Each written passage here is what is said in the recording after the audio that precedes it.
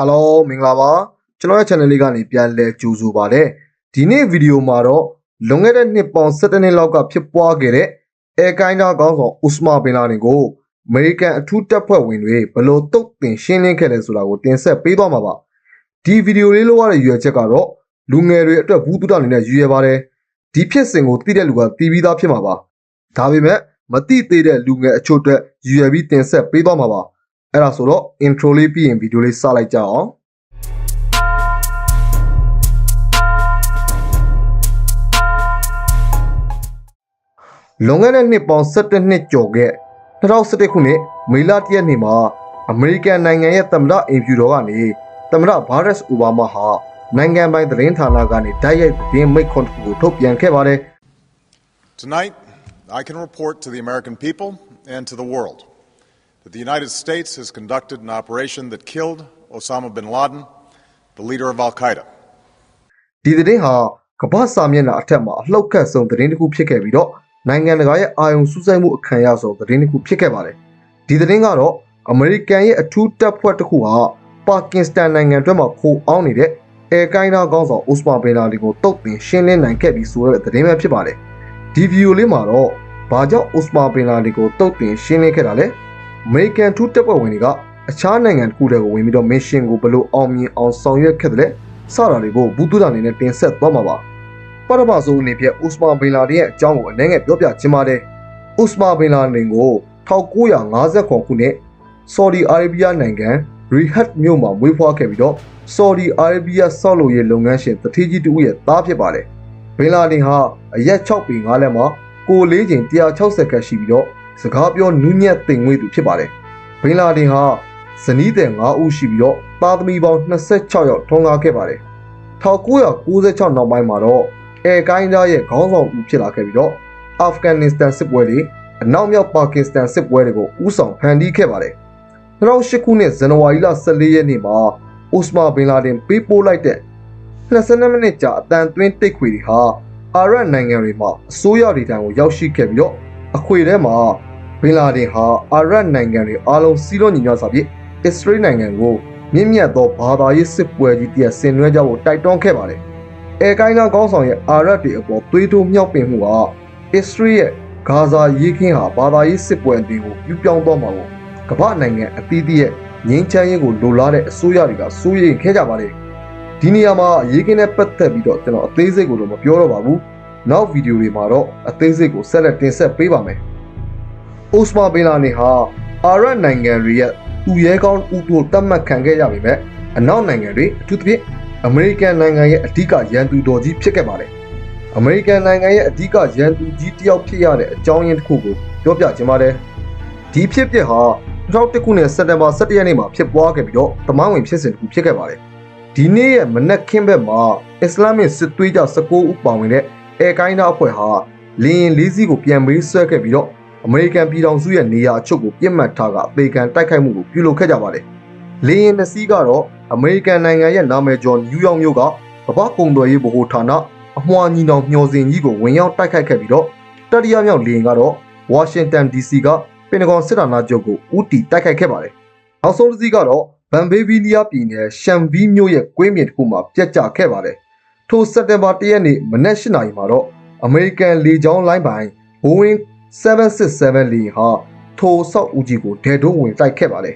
်အထက်ပေါင်း100ကျော်တဲ့ထိုဆောက်ဦးရဲ့အထက်80လောက်မှာပေါက်ကွဲမှုပြင်းပြင်းထန်ထန်ဖြစ်ပွားခဲ့ပြီးတော့လူပေါင်း3000ကျော်အသက်ဆုံးရှုံးခဲ့ကြပါတယ်နောက်18မိနစ်အကြာမှာတော့နောက်ထပ်လေယာဉ်တစ်စီးဟာအထက်60မြောက်ကိုထပ်မံဝင်တိုက်ခဲ့ပါတယ်ထိုဖြစ်ပျက်ကိုအောနေချိန်မှာပဲနောက်ထပ်အမေရိကန်လေကြောင်းလိုင်းပိုင်လေယာဉ်မှတ်77ဟာပင်တဂွန်စစ်ဌာနချုပ်ရဲ့အနောက်ဘက်ခြမ်းကို9:45မိနစ်မှာထိုးကျဖျက်ဆီးခဲ့ပါတယ်အမေရိကန်စစ်ဌာနချုပ်ကိုတိုက်ခိုက်ခံရပြီး15မိနစ်အကြာမှာပဲကမ္ဘာကုန်သွယ်ရေးအဆောက်အဦကြီးဟာလေယာဉ်စီတွေကြောင့်ဖြစ်ပေါ်ခဲ့တဲ့ပေါက်ကွဲမှုဒဏ်ကိုမခံနိုင်ပဲပြိုကျဖျက်ဆီးခဲ့ပါတော့တယ်။နက်ဆယ်လာရီခွဲမှာတော့နောက်ထပ်အဆောက်အဦတစ်ခုလည်းထပ်မံပြိုကျပျက်စီးခဲ့ပါတယ်။အောက်လေယာဉ်တစ်စီးဟာခီးသည်တွေရဲ့ရုံးရင်းဆန်ခတ်နဲ့ကာကွယ်မှုတွေကြောင့်10 နာရီ 10 မိနစ်မှာထိုးကျပျက်စီးခဲ့ပြီးတော့ခရီးသည်ပေါင်း44ဦးစလုံးသက်ဆုံးရှုံးခဲ့ပါတယ်။နောက်ပိုင်းမှာထိုအကြမ်းဖက်မှုတွေအားလုံးရဲ့ကြိုးကင်သူကတော့အဲကိုင်းနာခေါင်းဆောင်ဥစမာဘင်လာဒင်ဖြစ်ကြောင်းကိုသိရှိခဲ့ပြီးတော့အမေရိကန်တွေဟာ မြေလံရှာဖွေမှုကိုစတင်ပါတော့တယ်။ဒါကြောင့်အမေရိကန်ဥဆောင်တဲ့အပြည်ပြည်ဆိုင်ရာတပ်ဖွဲ့တွေဟာအိုစမန်ဘင်လာဒင်ရဲ့အာဖဂန်နစ္စတန်ခြေစိုက်တာလီဘန်တွေကိုအော်တိုဘာလ9ရက်နေ့မှာစတင်ပြီးတော့ထိုးစစ်ဆင်ခဲ့ကြပါတယ်။အမေရိကန်တွေဟာတာလီဘန်တွေကိုအောင်မြင်စွာထိုးစစ်ဆင်နိုင်ခဲ့ပေမဲ့အိုစမန်ဘင်လာဒင်ကိုတော့မရှင်းလင်းနိုင်ခဲ့ပါဘူး။အဲ့ဒီချိန်ကစပြီးတော့အိုစမန်ဘင်လာဒင်ဟာပျောက်ချင်းမလားပျောက်ဆုံးခဲ့ပြီးတော့အမေရိကန်တွေအနေနဲ့လည်းခြေရာခံမှုကိုစတင်ပါတော့တယ်။အဲ့ဒီချိန်မှာအိုစမန်ဘင်လာဒင်ကိုကမ္ဘာပေါ်မှာအလိုချင်ဆုံးအကြမ်းဖက်ခေါင်းဆောင်တဦးဖြစ်ခဲ့ပြီးတော့အမေရိကန်ဆိုရဟာဒေါ်လာ25တန်းနဲ့ဖမ်းဝရမ်းထုတ်ခဲ့ပြီးတော့ကမ္ဘာစံချိန်တင်ခဲ့ပါတယ်။အမေရိကန်ဆိုရဟာအိုစမန်ဘင်လာဒင်ကိုဖမ်းဆီးရှာဖွေဖို့အတွက်အချိန်10နှစ်ကျော်ကြာမြင့်ခဲ့ပါတယ်။အိုစမန်ဘင်လာဒင်ဟာဉာဏ်ရည်ထက်မြက်သူဖြစ်ပြီးတော့သူ့ရဲ့မျက်နှာကိုဘယ်တော့မှလူမြင်မခံတဲ့အတွက်အမေရိကန်ဆိုရအနေနဲ့သူ့ကိုရှာဖွေဖို့အတွက်ခက်ခက်ကြိုးပမ်းခဲ့ရပါတယ်။အိုစမန်ဘင်လာဒင်ဟာပါကင်စတန်တနေရာမှာခိုအောင်နေခဲ့ပြီးတော့အဲကိုင်းသားအဖွဲ့ကိုဆက်လက်ကော်ကဲနေခဲ့ပါတယ်။ဘင်လာဒင်ဟာစိတ်ချရတဲ့စစ်သားနဲ့သာလှုပ်လှုပ်ခဲ့ပြီးတော့ပြည်ရည်စွာနေထိုင်ခဲ့ပါတယ်။အမေရိကန်ဆိုရရဲ့ CIA ဟာထိုစစ်သားလုပ်သူကိုရိပ်မိခဲ့ပြီးတော့တောက်လျှောက်ခြေရာခံပါတော့တယ်။ CIA ဟာထိုစစ်သားကိုနောက်ရောက်ခံလိုက်ရင်2009ခုနှစ်မှာထိုစစ်သားဟာအဘူဘာမက်အယ်ကူဝေဒီဖြစ်ကြောင်းကိုသိရှိခဲ့ပါတယ်။2009ခုနှစ်ရောက်မှာတော့အယ်ကူဝေဒီကိုပါကင်စတန်ရဲ့ဘူရာဘက်မြို့မှာရှိကြောင်းကိုခြေရာခံမိခဲ့ပါတယ်။ CIA ဟာသူ့ရဲ့လှုပ်ရှားမှုတွေကိုတောက်လျှောက်စောင့်ကြည့်ရင်အယ်ကူဝေဒီဟာအခိုင်အမာတီဆောက်ထားတဲ့ခြံဝင်းတစ်ခုကိုပုံမှန်သွားလာလေးရှိကြောင်းကို CIA ကသတိထားမိခဲ့ပါတယ်။ CIA ဟာဂျူလူတပ်ပုံတွေထောင်လန့်ရေးသတင်းတွေကိုတုံးသက်စီစစ်ပြီးတော့အိမ်ထဲမှာတစုံတစ်ယောက်ရှိကြောင်းကိုကောက်ချက်ချခဲ့ပါတယ်။ CIA အနေနဲ့အိုစမာဘင်လာဒင်ဟု100ရာခိုင်နှုန်းအတိမပြုတ်နိုင်ခဲ့ပေမဲ့လည်းအချက်လက်တွေရဖြစ်နိုင်ခြေအရှိဆုံးကိုမှန်းဆကအ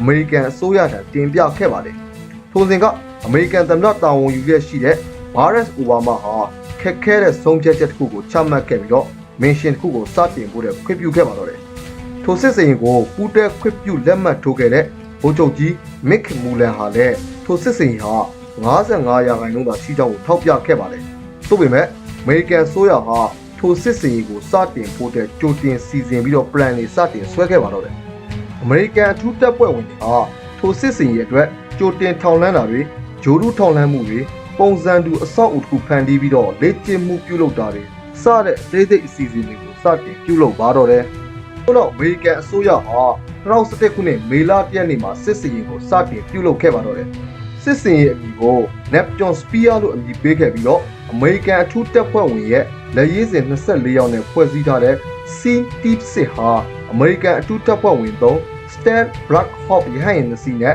အမေရိကန်တွေအခြေစိုက်ထားတဲ့အာဖဂန်နစ္စတန်ဂျာကာလာဘက်ကနေပါကစ္စတန်နယ်စပ်ကိုကျော်ဖြတ်ပြီးတော့ပြစ်မှတ်တီနေရာရှိတဲ့အဘူရာဘက်ကိုခြိတက်လာခဲ့ပါတော့တယ်။စစ်စင်ရေးလှုပ်ဆောင်မှုကိုညမှောင်ဆုံးချိန်ကိုရွေးချယ်ခဲ့ပြီးတော့မနက်3နာရီခွဲချိန်မှာတော့ပြစ်မှတ်ရဲ့အဆောက်အဦပေါ်ကိုရဟတ်ရောက်ရှိခဲ့ပြီးတပ်ဖွဲ့ဝင်တွေဟာအဆောက်အဦတွင်းကိုဝင်ရောက်စီးနင်းမှုကိုစတင်ပါတော့တယ်။ထိုခြံဝင်းဟာ18ပေမြင့်တဲ့နံရံတွေနဲ့ကာရန်ထားပြီးတော့ထိပ်ဖျားမှာလည်းတန်ဆူးကြိုးလိပ်တွေကိုအပြည့်ကာရန်ထားပါသေးတယ်။အတွင်းပိုင်းကိုမမြင်ရအောင်လှုပ်ထားပြီးတကယ့်ကိုစနစ်ကျတဲ့အဆောက်အဦတစ်ခုဖြစ်ခဲ့ပါတယ်။အထူးတပ်ဖွဲ့ဝင်တွေဟာညကြီးကိရိယာတွေအထူးဆက်သွယ်ရေးကိရိယာတွေနဲ့အဆောက်အဦတွေကိုစတင်ဖောက်ဝင်လာတော့တယ်။ထိုစစ်စင်ရေးတစ်ခုလုံးကိုအမေရိကန်ရဲ့သမ္မတအင်ဖြူတော်ကနေတိုက်ရိုက်ကြည့်ရှုကွပ်ကဲခဲ့ပြီးတော့ထိုအမေရိကန်သမ္မတအိုဘားမားနဲ့ဝန်ကြီးချုပ်ဟီလာရီကလင်တန်တို့ရဲ့ကြည့်ရှုနေတဲ့ဓာတ်ပုံပေါ်ထွက်လာခဲ့ပြီးတမိုင်းဝင်မှတ်တမ်းဓာတ်ပုံတွေဖြစ်ခဲ့ပါတယ်။အထူးတပ်ဖွဲ့ဝင်တွေဟာအိမ်ထဲကိုဝင်ရောက်စီးနင်းခဲ့ပြီးတော့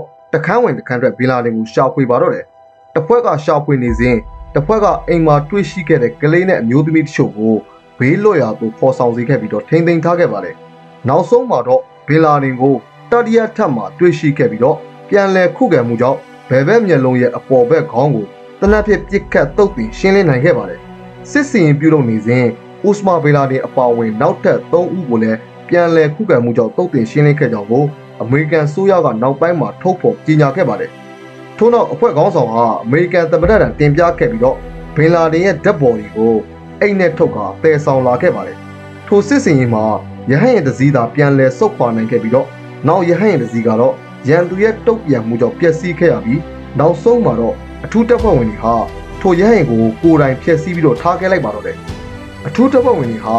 DNA စစ်ဆေးချက်နဲ့အတူဘင်လာဒင်ဟုတ်မဟုတ်ကိုအတည်ပြုခဲ့ပြီးတော့သမ္မတအိုဘားမားရဲ့အမိန့်နဲ့လင်းတင်သင်္ဘောခါဗီဆန်နဲ့တဲဆောင်က 24နာရီတွင်ပင်လယ်ထဲမှာပကြိုခဲ့ကြပါတယ်။ဒါကြောင့်ပဲအမေရိကန်တို့ရဲ့အဓိကရန်သူကြီးတစ်ယောက်ဟာ